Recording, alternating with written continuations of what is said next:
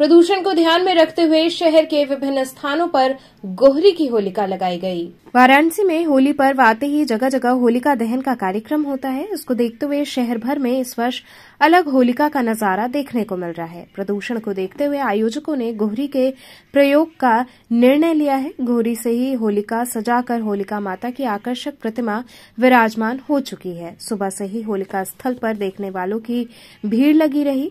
लोग पूजन अर्चन कर रहे हैं। आयोजकों ने बताया कि इससे प्रदूषण तो घटेगा ही, साथ ही लोगों को भी लाभ होगा। वहीं होली पर्व किस दिन मनाया जाए, इस बात को लेकर लोगों में काफी द्वंद है। जहां एक ओर तमाम ज्योतिषाचार्य काशी में होली 7 मार्च को मनाए जाने की बात कह रहे हैं।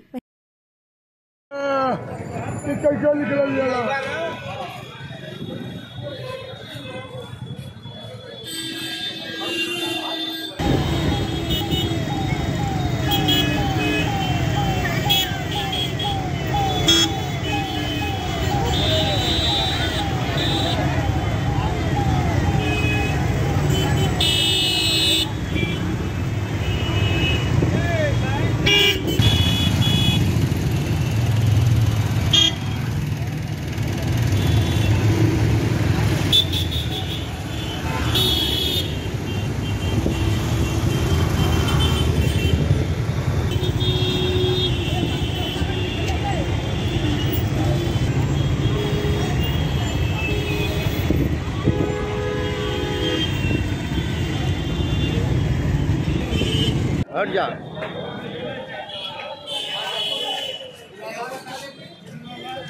गुरु जी अपना परिचय बता दें। महेंद्र गिरी महाराज, जूना अखाड़ा। गुरु जी, क्षेत्रगंज वार्ड में आप लोगों ने इस प्रकार का जो होलिका लगाया है, जैसे इस बार गोहरी का आप लोग प्रयोग कर रहे हैं, माता होलिका का इतना बड़ा मूर्ति लगा हुआ है, क्या संदेश दे रहे हैं इसके माध्यम? ये वाराणसी ही नहीं, पूरे देश के लिए काशी से एक अच्छा संदेश है कि गाय के गोहरी, गोबर से बने गोहरी पर और होलिका का चित्र लगाकर, प्रहलाद का चित्र लगाकर उसमें अच्छे हवन सामग्री छोड़ा जाए। यही अपील हम लोग हर होलिका वालों से कर रहे हैं। खासकर चेतगंज में लगभग सभी जगह ऐसे ही लगा है। इसका वातावरण में जब धुआं फैलेगा तो अच्छा फैलेगा, किसी को क्षति नहीं पहुंचेगी। जो पेड़ पौधा काट के लोग घास देते थे, ये सब परंपराएं काशी में समाप्त हो रही हैं।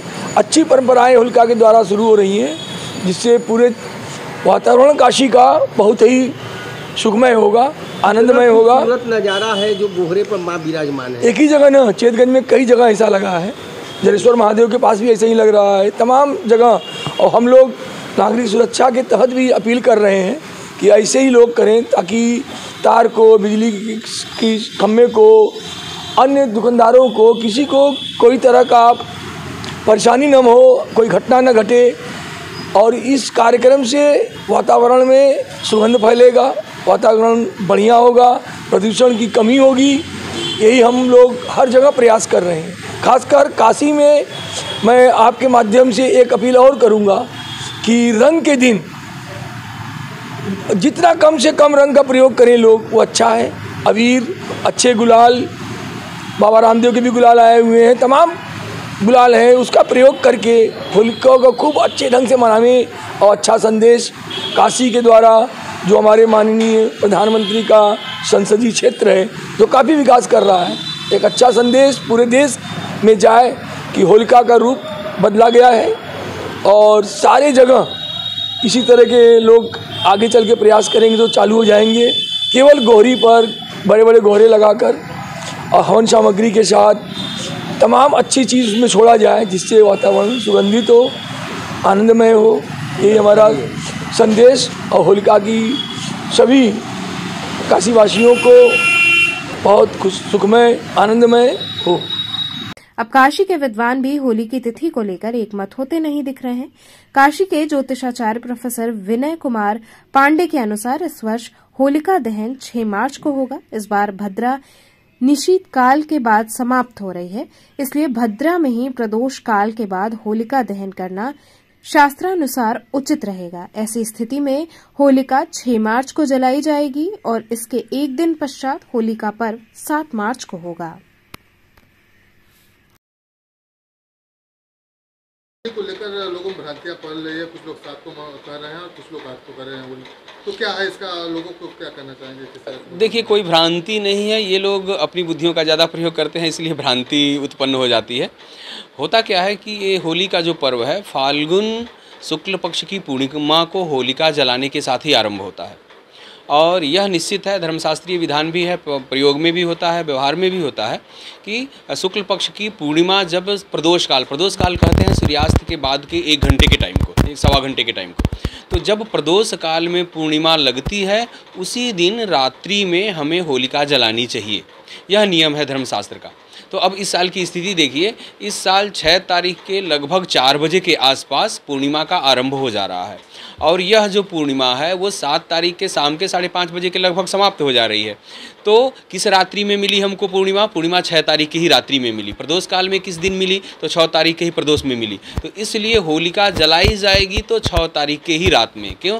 क्योंकि अगले दिन सूर्यास्त में नहीं मिल रही है, 7 तारीख के सूर्यास्त में नहीं मिल रही है और होलिका कभी दिन में जलाई नहीं जाती, होलिका रात्रि में ही जलाई जाती है और रात्रि में पूर्णिमा, प्रदोष काल में पूर्णिमा 6 तारीख के रात्रि में ही मिल रही है। इसलिए धर्मशास्त्र का कोई इसमें संशय नहीं है कि होलिका 6 को जलाई जाए कि 7 को। यह निर्विवाद है। होली 7 को खेलें या 8 को खेलें इसको भी हम स्पष्ट करेंगे, लेकिन उसके पहले यह स्पष्ट है, होलिका पूरे देश में 6 तारीख की रात में ही जलाई जाएगी। इसके साथ एक और भी एक विधान होता है कि जैसे ही पूर्णिमा आरंभ होती है उसके साथ ही भद्रा भी आरंभ हो जाती है। तो भद्रा में भी होलिका नहीं जलाना है, तो फिर हम क्या करेंगे? तो भद्रा का एक पुक्ष भाग होता है, तो लगभग यह 12:23 से लेकर रात के 1:30 बजे तक भद्रा का पुक्ष भाग है। तो पूरे देश में कहीं कहीं स्थानीय अंतर से 2-4-5 मिनट आगे और पीछे होगा ये, नहीं तो 12:23 से लेकर के और 1:35 के बीच ही होलिका जलाई जाएगी, जो 6 और 7 के बीच वाली रात है। यानी कि 7 का लेंगे तो 12:23 AM to 1:35 PM तक, और अगर हिंदी से लेंगे तो 6 तारीख की रात में। इसके बाद से होली की बात है, तो होली पूर्णिमा जो है वो 7 तारीख के शाम के लगभग 5:30 बजे तक हो रही है और होली कब मनाई जाती है? तो जब सूर्योदय काल में प्रतिपदा प्राप्त हो। तो सूर्योदय काल में प्रतिपदा कब प्राप्त हो रही है? 8 तारीख को। तो इसलिए पूरे देश में होली तो 8 तारीख को ही मनाई जानी चाहिए और मनाई जाती है और मनाई भी जाएगी। अब रही बनारस की बात। बनारस